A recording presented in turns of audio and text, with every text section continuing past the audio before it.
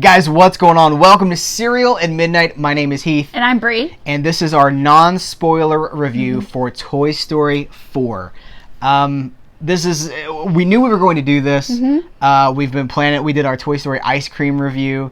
I was like, we're going to go see Toy Story. Then we're going to do a review for the channel. And when we came out, remember what I said to you when we came out of the movie? We had been doing the 5-minute reviews. Yeah. And you said, I don't think we can do a 5-minute review of this movie. I mean, we'll try to keep it under like an hour.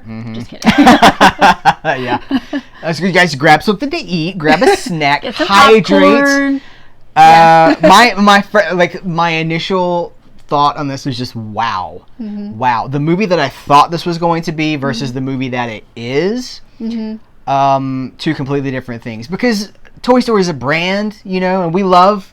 It's been 24 years since the first Toy Story. It's been 24 years. Wow. So I didn't realize. We've lived with these movies. We weren't necessarily children when they came out, but I mean, a lot of our viewers will be. But we have lived with these. It's just like the movies have matured with us. They started about Andy and about childhood and about imagination and the adventure of the toys. And then with Toy Story 1, Toy Story 2 is kind of that way. And then I feel like Toy Story 3 was like, skirt, and it took this left turn. Well, it did a right turn, but it took a left turn into, like, what do you do when your kid's gone and you have to move on to something else, to the next phase.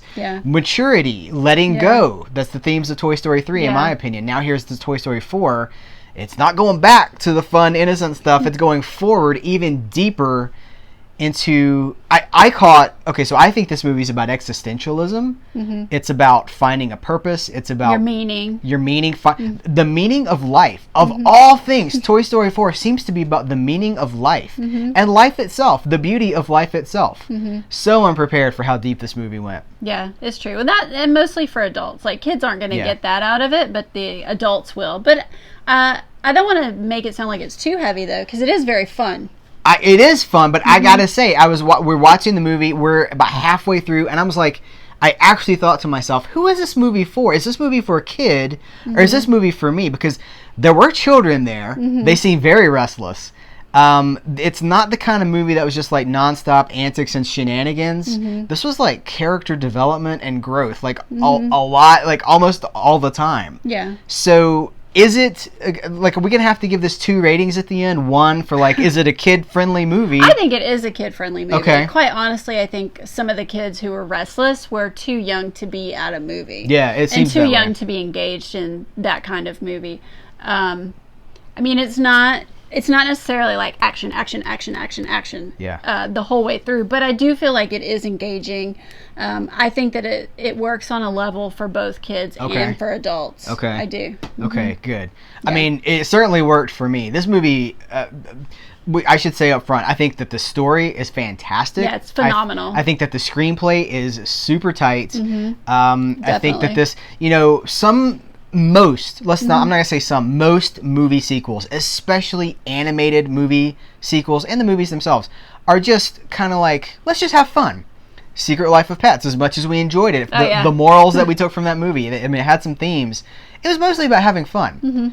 This movie's about having fun and the adventures. This movie kind of puts the themes on the front burner to me, and the adventure is almost secondary. Not that the kids are going to get the themes, but this was a beautiful, this is, okay, for real, you guys, like, this is the kind of movie that I could see a college course deconstructing and taking apart. Like it's seriously, like, French existentialism, like the themes of who am I? Why do I exist? Where am I? Listen, we see, like, in the trailer, Forky. Bonnie invents Forky.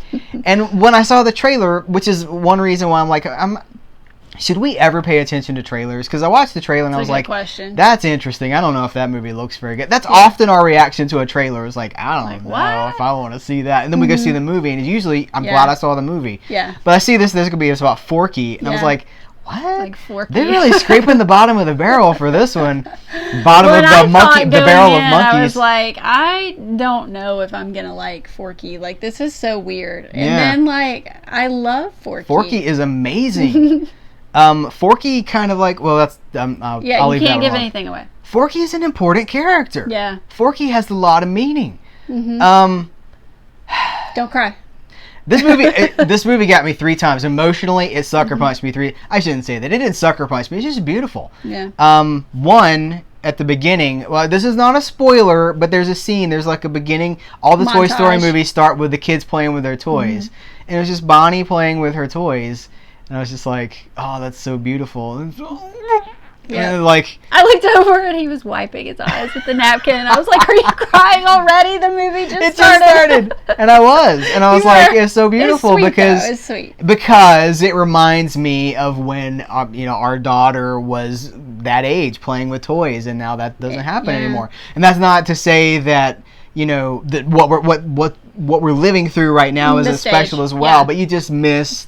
As a parent, some of you guys, I know we're talking to people, there might be like 13-year-olds watching this, but trust us, at some point you'll be like, oh man, I really missed that. I miss that for myself too. I miss the death of imagination. Not the death of imagination, that's super dramatic. But like very dramatic. When life takes over and imagination kind of gets, like society tells you, push that on the back burner. Well, and just, that feeling of being, that you can look back on as an adult, look back on when you were a child and it was fun and you didn't have any worries or bills and you could just play with your toys and it was awesome. Yeah. Mm-hmm. And luckily, that's one of the things that we try to do here at Serial at Midnight is to live in that zone all the time. That's one of the things that Serial at Midnight tries to do. So this movie resonates with me. All these Toy Story movies resonate with me on a deeper level because they really tap into like Hawaiian shirts and just like having fun with life, and they kind of just remind you to do that. And this one is no exception. Innocence of childhood and what is there to say that Keanu Reeves is a voice, and like I love Duke Kaboom. Yeah, Duke Kaboom is. That's the whole reason to see a movie is if Keanu Reeves is in it, even as a voice. Yeah. I want a Duke Kaboom t-shirt. I want a Duke Kaboom figure. I'm surely they'll make a Duke Kaboom figure. I'm sure they will. The Key and Peele were very they're fantastic. Great. Yeah. Should we rate it? You want to do a 5 out of 5 on a 5 to a 5 cereal spoon scale? I give it 5. Wow. Could not be better? Right now, I can't think of any way that it could be better. Yeah. More Keanu Reeves. I don't. Spin-off movie, Duke Kaboom spin-off movie. Duke Kaboom is awesome. Yeah. I'm going to give it 4.5 out of 5. I'm just holding back a half of a cereal spoon because I'm just not sure that this is something that kids are going to enjoy.